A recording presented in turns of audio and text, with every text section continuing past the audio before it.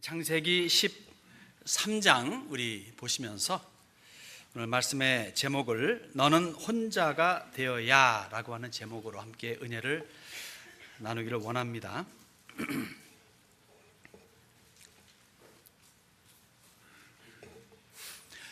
여러분, 신앙이라고 하는 거는요, 혹 신앙생활이라고 할 적에는 이 공동체적인 그러한 개념이 강합니다. 신앙생활 할 때 홀로 생활하는 것은 참 쉽지 않죠. 신앙이라고 하는 것은 공동체적인 개념이 강한데, 그런데 이 사명이라고 하는 것은 개인적인 면이 아주 두드러집니다. 물론 이 교회에 주신 사명도 있고 국가에 주신 이런 것도 있겠으나 일반적으로 사명이라 하는 것은 개인적인 면이 매우 두드러진다 볼 수 있겠어요. 사람마다 참 다르지 않습니까? 그러기에 사람마다 다르게 사명을 주십니다. 똑같은 사명은 없는 것 같아요. 오늘의 말씀은요, 인정사정 없이 아브라함 한 사람에게만 요구하는 그러한 사명과 그리고 거기에 따른 복을 이야기해 주고 있습니다. 이 아브라함에게 던져주신 사명은 아내도 자식도 부모도 친척도 그 아무도 끼어들 수 없는 오직 아브라함과 하나님과만의 대화이죠.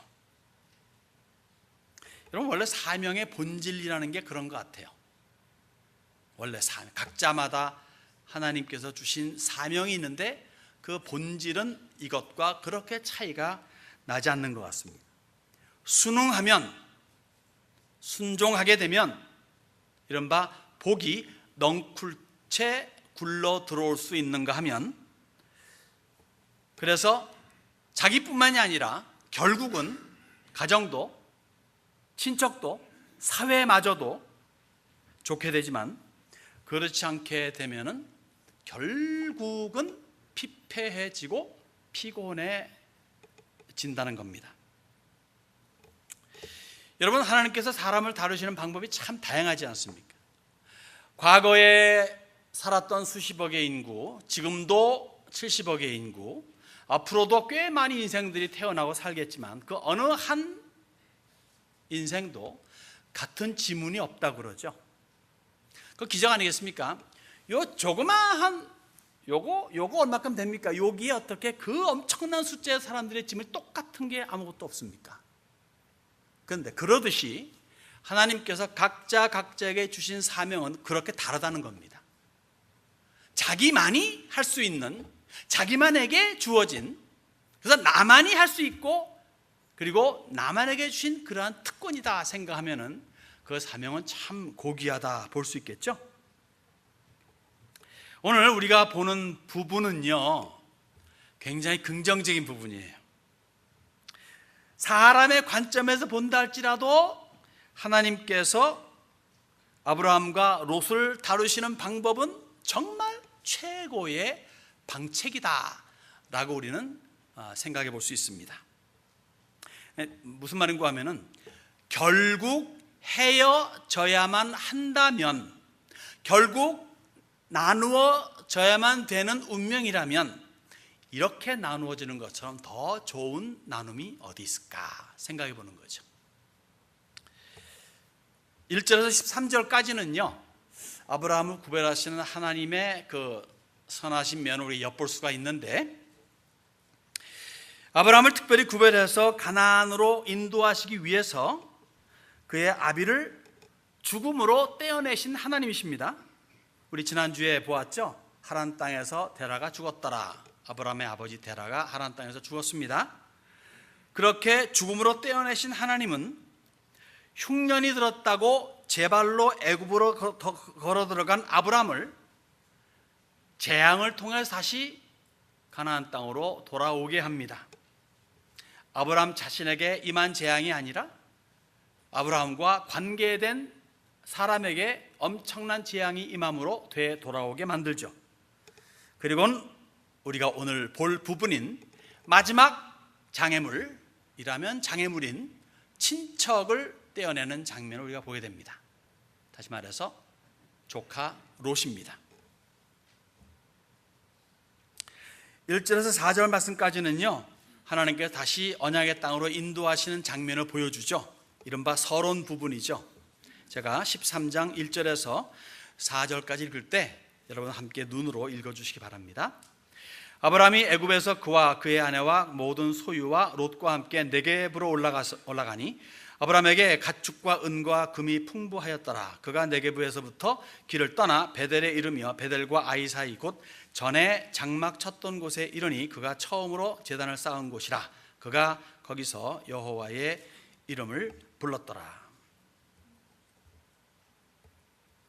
갑자기 상상하지 못할 엄청난 재앙이 자기와 자기의 집에 임했습니다. 혼비백산한 바로는 점성술을 불러가지고 술사들을 불러서 점을 치게 했더니 점괘가 누구에게? 아브라함에게 임했던 것 같아요. 아브라함을 부릅니다. 어째서 이런 일이? 하니까 아브라함이 자초지종을 이야기합니다.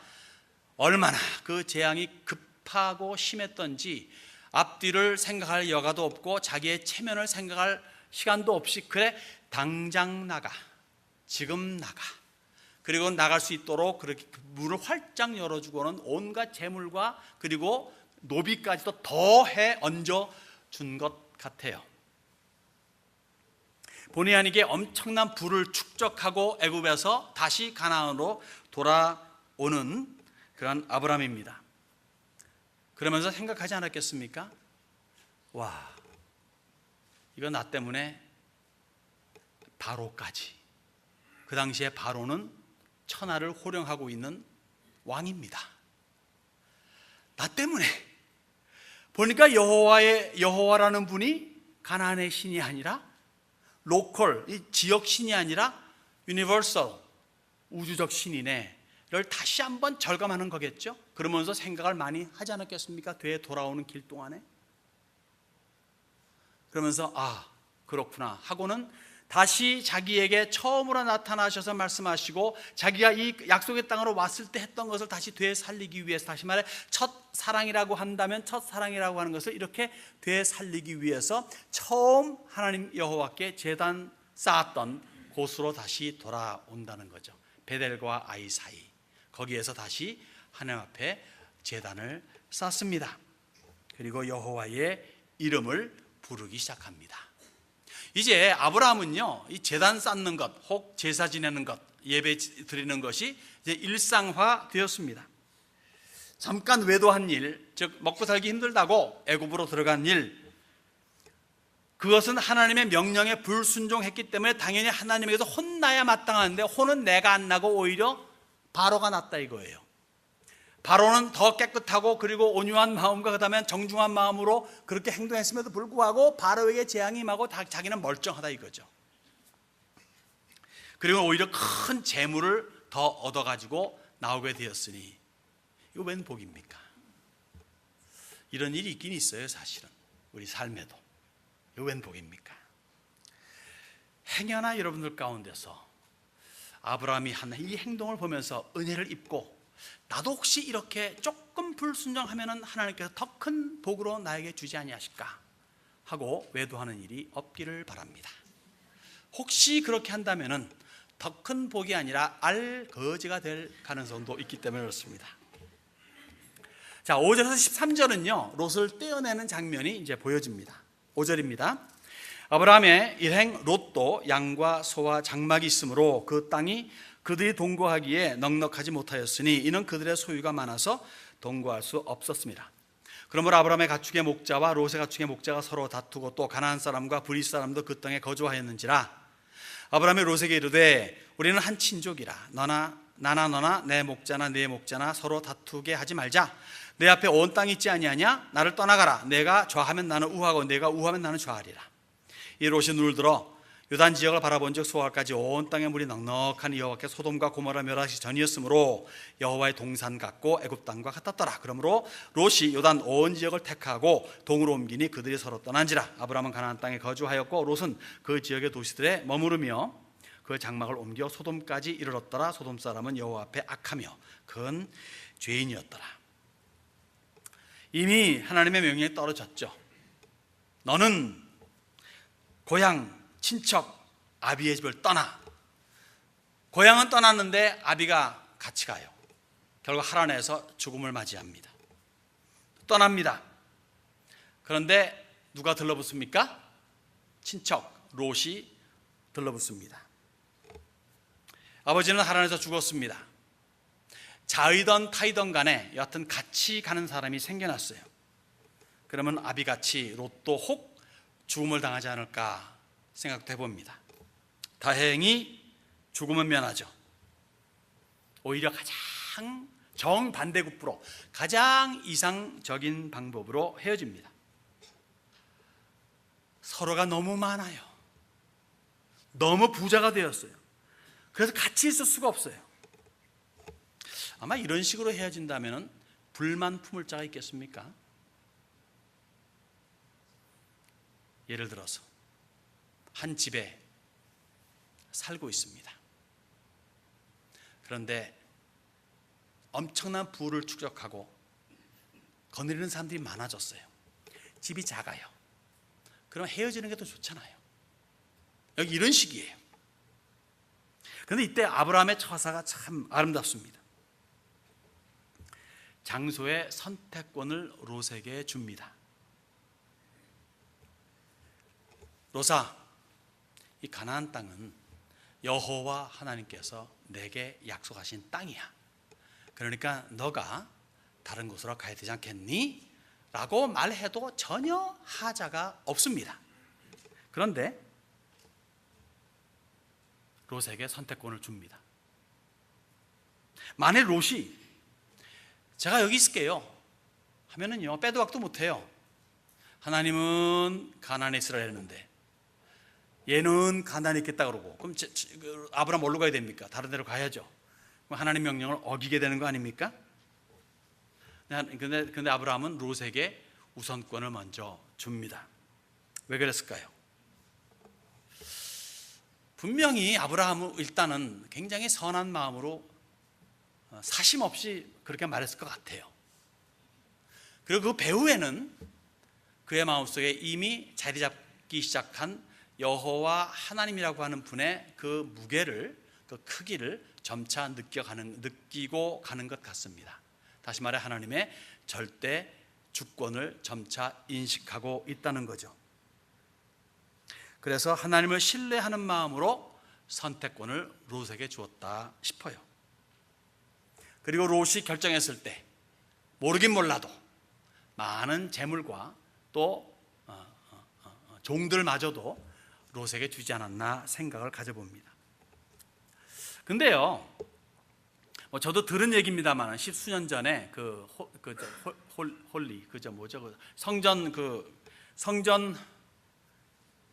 성전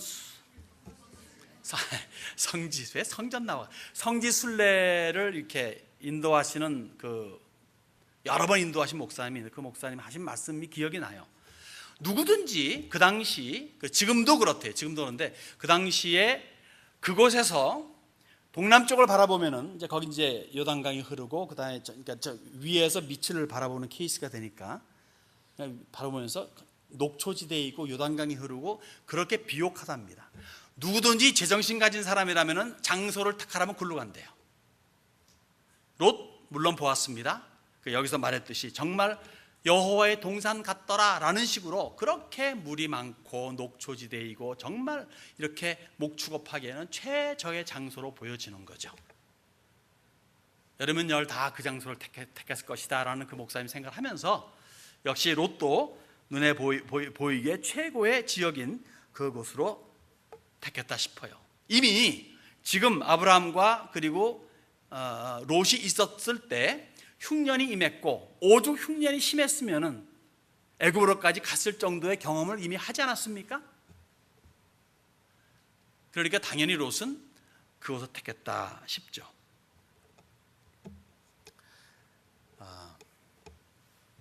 많은 것을 아브라함에게서 받고 더 좋은 지역을 취할 수 있게 되었으니 롯은 떠나갈 때 희희낙낙하고 떠나갔음이 분명합니다.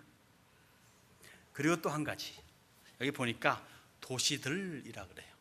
현재 아브라함이 있는 곳은 반광야 지역입니다. 사람이 있지만 그렇진 않아요. 여기 롯이 가는 곳은 도시들이 있는 곳입니다. 도시들, 즉 사람으로서 사람이 그리울 때가 많은데 거기는 사람이 많아요. 사람 냄새가 팍팍 풍겨요. 사람 냄새하면 여러분들 긍정적으로 받아들여집니까? 부정적으로 받아들여집니까? 두 개가 다 있겠지만 여기 광야 생활하는 사람에게 사람들이 부딪히고 사는 곳은 참 좋은 곳입니다. 와, 여기에 보니까 짜왕도 파네, 와 김치도 있네 하는 그런 식으로 여기 이 사람 사는 곳에 사람 냄새가 좋은 겁니다. 여기에 소돔이 있습니다. 고모라가 있습니다. 아드마가 있습니다. 스보임이 있습니다. 벨라가 있습니다. 이러한 동네 서로 연결되어 가지고 서로 왕래하면서 살아가고 있습니다. 얼마나 좋습니까? 마치 여기 실버 스프링이 있고 로렐이 있고 뭐 콜롬비아, 엘리크시티, 저먼타운, 게이더스버그, 또 클락스버그 등등등 이렇게 쭉 주변에 있으면서 서로 간에 왔다 갔다 하는, 그래서 사람 사는 맛이 있는 그런 동네로 롯이 흘러들어가니 얼마나 그의 마음이 좋겠는가 이거입니다. 단 한 가지의 문제를 제외하고는 정말 좋아요. 왜? 이 사람 아직 젊습니다. 그리고 엄청난 부호입니다. 많은 재물을 가지고 있어요. 어디 가나 존대받을 수 있는 그런 위치에 있는 사람입니다. 그리고 나름대로 굉장히 똑똑했을 거예요. 그래서 사람들한테 가가지고 조금 사귀다 보면 벌써 존경받을 수 있을 만한 위치에 있는 사람이에요. 그래서 19장 보게 되면 소돔성을 멸망시키러 천사들이 갈지가 보게 되면 그는 성문 앞에 앉아 있었다 그럽니다. 그 자리가 무슨 자리입니까? 재판의 자리입니다. 누구입니까? 재판관장입니다. 무슨 말입니까? 거기에 도시의 일종의 높은 자리에서 다스리는 자기의 의견을 발해가지고 영향력 있는 그런 영향권 하에 있는 사람으로 이미 높임 받고 있다는 사실이죠. 사람 사는 재미가 있어요. 단 한 가지 빼놓고 뭘까요? 죄가 많다는 거죠. 그거 하면 내가 처신 잘하면 되는 거지 뭐. 처신 하긴 했습니다. 결국 홀로 남게 됐지만 아무튼 그런데 여기에서 일단 롯의 이야기는 끝납니다. 그리고 19장에 들어가서야 잠깐 그의 활동이 나오고 그 다음에는 이제 성경에서 그 이야기는 끝이 나죠. 그의 끝의 행적은 그렇게 썩 좋게 보여지질 않습니다. 의인으로서 존경은 받았으나 삶 자체는 그렇게 썩 좋게 끝나지 않은 것 같습니다. 이제 롯이 그렇게 떠나가면서, 그러나 또 떠나가는 그 순간 자체만큼은 하나님께서 주신 최고의 선물이었던 것 같아요. 서로 원망 불평하면서 아유 내가 저기 있고 싶었는데 말이야 이런 것이 아니고 내가 원하는 것을 갖고. 광야 지역은요 하늘만을 바라봐야 됩니다. 하늘에서 비를 내려주지 않으면 거기에 웅덩이 물도 없고 또 풀도 제대로 자라지 않기 때문에 계속 비가 내리고, 그러니까 자연을 의지 내지 하나님을 바라보는 그런 신앙이 되어야만 거기를 살 수 있는 거지. 그렇지 않게 되면 힘든 거예요. 여기 롯은 사실 좋은 곳을 택했다 싶습니다. 현재적인 의미에서는. 이제 그러면서 이야기는 어디로? 이제 아브라함에게로 포커스가 초점이 맞춰집니다. 14절에서 18절 말씀은 그렇게 이야기가 시작되죠. 모든 걸리적거리는 요소들이 사라지니까 하나님은 이제 아브라함에게 그동안에 주었던 언약을 좀 더 상세히 설명해 주십니다. 그러면서 두 가지의 복을 여기서 두드러지게 보여줍니다. 하나는요 14절 15절과 17절에 있는 말씀을 통해서 동서남북을 바라보라 다녀보라 하면서 그 보이는 것 걷는 것 전체를 너에게 주겠다라고 하는 약속이죠. 14절 15절 제가 읽겠습니다. 롯이 아브람을 떠난 후에 여호와께서 아브람에게 이르시되 너의 눈을 들어 너 있는 곳에서 북쪽과 남쪽 그리고 동쪽과 서쪽을 바라보라. 보이는 땅을 내가 너와 네 자손에게 주리니 영원히 이르리라. 17절입니다. 너는 일어나 그 땅을 종과 횡으로 두루 다녀보라. 내가 그것을 내게 주리라. 영토의 복입니다. 눈에 보이는 모든 것을 다 준대요.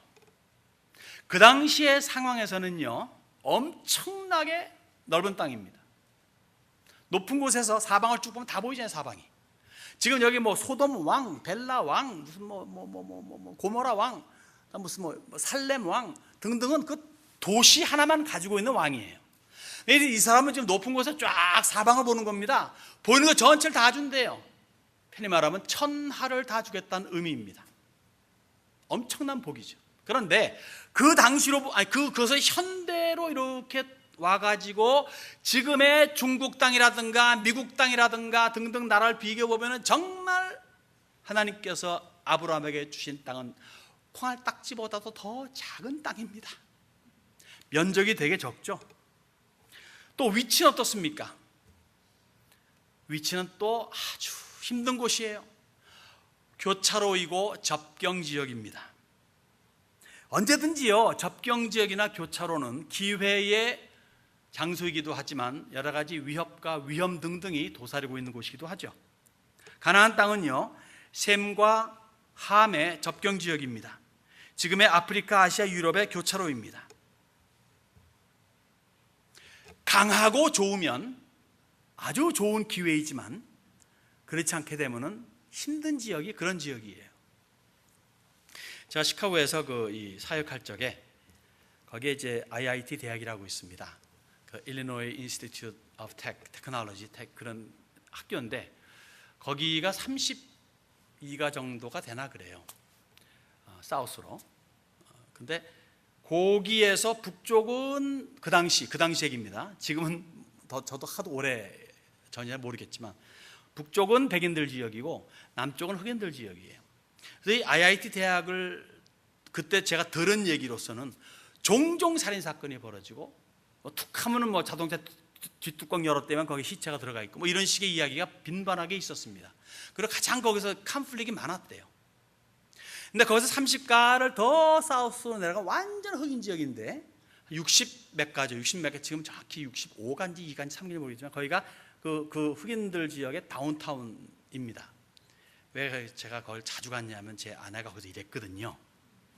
그래서 이제 위험하니까 제가 픽업하러 여러 번 있었는데 거기는 오히려 안전해요. 왜? 지네끼리만 사니까. 접경 지역은 항상 위험이 도사릴 수 있는 곳이에요. 거기 사는 민족이 강하고 튼튼하면은 오히려 이걸 가지고 사방으로 좋은 영향을 줄 수가 있는데 약하면은 아주 난감하게 될 수가 있다는 거죠. 왜 하나님께서 그렇게 했을까요? 원래 가나안 땅은 함 족속이 가진 땅입니다. 그래서 가나안은 함의 아들이잖아요, 이름이. 그 땅에 셈족인 아브라함을 탁 집어넣으시고는 아브라함이 원해서 간 것도 아니고 가라니까 간 건데 그걸 집어넣으시고는 이제 이 땅이 네 땅이다 라고 말씀하시니, 자, 여기에 문제가 생겨날 것은 불보듯 뻔하지 않겠습니까? 여러분들이 사는 땅에 갑자기 이상한 놈이 와가지고 우리를 밀어낸다 생각해 보세요. 기분 어떻겠어요? 그런 식입니다. 그래서 그 분쟁은 4,000년이 지난 지금도 분쟁으로 남아있고, 맨 마지막 전쟁 알마게돈도 이것 때문에 일어날 것인데 그 전쟁이 일어나기까지 이 문제는 끝끝내 해결이 안 됩니다. 그러한 것을 아브라함에게 주었습니다. 무슨 권한이 있다고 남이 살고 있는 땅에. 이것만 답 드리고 곧 넘어갈게요. 여러분, 가나안에게 임한 저주가 뭐였습니까?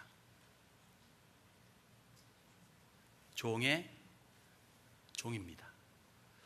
종은 권리가 있습니까? 없죠. 종은 주인의 것을 그저 잘 하면 되는 거예요. 그러니까 그 땅은 누구의 땅입니까? 그래서 아브라함의 땅이 될 수 있는. 아브라함은 그 땅에 들어갑니다. 그러면서 주변에 다 자기 편이 아니잖아요. 그러면서도 그나마 남아있는 조카만 떼어낸다는 건 뭘 말하는 겁니까? 이거예요. 너 나만 바라봐야 돼. 너 나만 바라봐야 돼. 주변에 아무도 없어요. 집도 떠났어요. 부모 친척 없어요. 혼자입니다. 주님만 의지해야 한다는 겁니다. 대다수 우리들은 아브라함 같은 그러한 사명을 강요받지는 않습니다. 그렇지만 아브라함 같은 자세는 가지고자 해야 주님께서 쓰실 수가 있다는 거예요. 나의 마지막 선이 나 홀로라면은 시험 받을 거 별로 없어요. 그렇지 않습니까? 결국 나밖에 없는데 뭐. 그런데 자꾸 이렇게 저렇게 얼기설기 있게 되고 내 편 네 편 만들게 되면요, 거기에서 분쟁이 일어나고 거기에서 문제가 많이 벌어집니다. 소유욕도 강해지고 말이죠. 그러면 결국은 서로 간의 싸움과 그리고 오해와 등등이 많이 빚어지는 거예요. 사명은 홀로인 것을 항상 기억하신다면 여러분의 믿음 생활에 큰 도움이 될 줄로 믿습니다. 하나님만 바라본다면 하나님은 이스라엘로 하여금 온 세계로 퍼져나가는 복음과 진리의 멋진 통로가 되게 하십니다. 그런데 하나님을 도외시한다면 온 세상이 짓밟는 통로가 될 겁니다. 우리 지난 2,3천 년 역사를 통해서 이스라엘은 어땠는가 우리 살펴볼 수가 있지 않겠습니까? 주로 그들은 짓밟혔습니다. 그들을 통해서 강했을 땐 오히려 다스리며 좋은 것들을 보냈는데 그렇지 않을 적에는 짓밟혔죠. 대다수의 역사가 그랬습니다. 이스라엘에. 우리나라 어떻습니까? 대한민국. 우리나라가 지금 존재하는 것 자체가 신기하지 않습니까? 강대국들 사이에서 숨쉬기조차 힘든 게, 지금도 숨쉬기조차 힘든 게 우리나라의 현재 형편이 아니겠습니까? 그런데 예수를 잘 믿게 되니까 여러분, 그 반동강난 맞죠? 반동강난 나라에서도 180여 개국 되는 나라에 선교사들을 배출한 민족이 되었습니다. 이거 일반 상식에서 용납될 수 없는 거예요. 그리고 세계 최고라고 하는 것들이 여러 개가 있더라고요. 스마트폰만 해도 세계 최다로 팝니다. 뭐만 해도 이런 것도 꽤 생겨나더라고요. 어제 EU에서, 유러피언 유니언 EU에서 내린 것 중에서 넘버 원 혁신적인 나라가 대한민국이더라고요. 미국, 일본, 그 다음에 또 한 나라가 2, 3, 4등 했고, 그렇게 했고, 한국이 1등이에요. 지수로 보니까, 전 그 지수 뭐가 뭔지 모르겠습니다만, 어쨌든 126이고, 그 2등이 116이고, 3등이 115예요. 그러니까 10개 이상으로 쫙 차이가 났어요. 그럴 정도로 가장 혁신적인 나라래요. 여하튼 간에 뭔가 하니까 그래. 뉴스 읽어보면 밤낮 당장 망할 나라 같은데 또 보니까 안 그렇더라고요. 대단한 나라 아닙니까?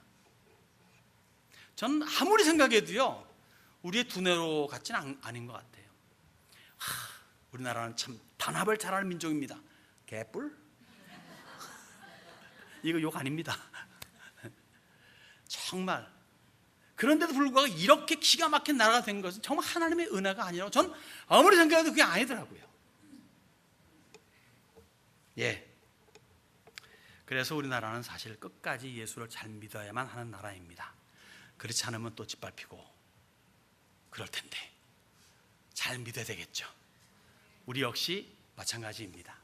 그래서 끝까지 잘 믿도록, 그리고 끝까지 잘 믿게 해달라고 하나님 앞에 기도하고 도고 중보하는 우리가 되어야 되겠습니다. 어쨌든 첫 번째 복, 영토의 복, 동서남북을 바라보고 다녀보라, 다 네 것이다. 그래서 정말 이스라엘 민족은 그 땅덩어리는 적지만은 그들의 영향은 전 세계로 퍼져 있다가 틀린 말이 아니겠습니다. 그러면 두 번째 뭐가 있냐면요, 백성들이 땅의 티끌 같으리라 라고 말합니다. 땅의 티끌. 티끌같이 많다면 정말 많은 숫자겠죠. 숫자만 많은 게 아니라 이 티끌 하면 생각나는 거 있어요. 여기 집안 청소 잘 하시는 분들 계시죠? 아무리 집안 청소를 많이 해도 조금 시간 지나면 또 쌓이는 게 뭡니까? 먼지. 이 티끌이 먼지예요. 즉 다시 말해서 죽일래야 죽일 수 없고 없앨래야 없앨 수 없는 게 이스라엘 민족이라는 겁니다. 그래서 하나님의 백성이 그런 거예요. 어떤 극악한 상황 속에서도 하나님의 백성은 살아남게 되어 있습니다. 얼마 전만 하더라도 중국에 믿는 사람 없다 그랬는데 뚜껑 열고 보니까 수천만이 믿고 있었죠. 지금 아직도 열려있지는 않지만 북한 땅 아직도 많은 사람들이 70년, 60년씩 됐으니까 이제 1세대 다 죽고 이제 무슨 믿음이 있겠느냐, 그런 믿는 사람 몽땅 쳐잡아 죽이니까 이제는 없겠다. 하지만 그냥 들려오는 간간의 소식들은 굉장히 많은 사람들이 지금도 계속 예수 믿어가고 있다고 합니다. 뚜껑이 열리는 날 어떨지 참 전 기대가 됩니다. 다시 말해 하나님의 백성은요 없어질 수가 없습니다. 바알에게 무릎 꿇지 아니한 7천인을 남겨두었다고 낙심 중에 있는 엘리야에게 주님께서는 말씀하셨죠. 오늘도 하나님의 주의 백성은 어디에고 분명히 있음을, 마땅히 구원받아야 할 예수의 사람들이 분명히 있음을 알려주고 계시죠. 북한에도 있습니다. 이슬람권 안에도 있습니다. 아마존 오지에도 있습니다. 아프리카 밀림 속에도 있습니다. 그러기에 그들을 향한 복음의 메시지는 복음의 끈은 길게라도 계속 드리워야 되는 거예요. 소극적인 차원에서 우리 주변도 예수 믿을 사람들이 많이 있는데 뭘 하는 것은 정말 1차원적인 생각이고 작은 생각이고, 우리 주님의 마음을 받는다면 온 세계에 아직도 예수를 믿어야 될 사람들이 많이 있는 거예요. 그들에게 복음의 손길을 뻗치는 것은 당연히 우리가 해야 할 일입니다. 마지막으로 볼 사항은요, 아브라함은 역시 18절을 통해서 제단을 쌓습니다. 18절 보겠습니다. 이 아브라함이 장막을 옮겨 헤브론에 있는 마므레 상수리 수풀에 이르러 거주하며 거기서 여호와를 위하여 제단을 쌓았더라. 지난주에 이어서 다시 한번 강조하고 싶은 것은 아브라함의 하나님 경외 사상입니다. 철저하게 하나님을 우선으로 여기며 삶을 유지해 나갑니다. 100번 강조해도 지나치지 않다 싶은 게 예배자의 삶이에요.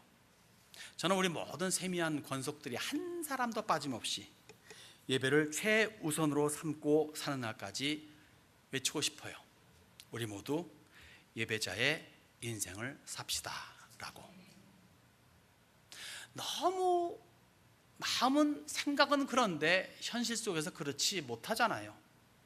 전 여러분의 생각을 부탁하는 게 아닙니다. 삶을 부탁하는 겁니다.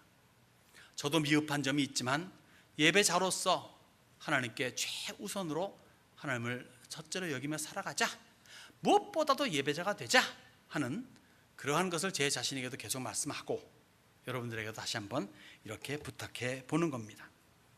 여러분, 하루의 시작을 예배로 시작합니까? 요새 바캉스 시즌인데 여러분 여행지라든가 피서지 가가지고 도착했을 때 하나님 앞에 감사의 제단을 쌓습니까?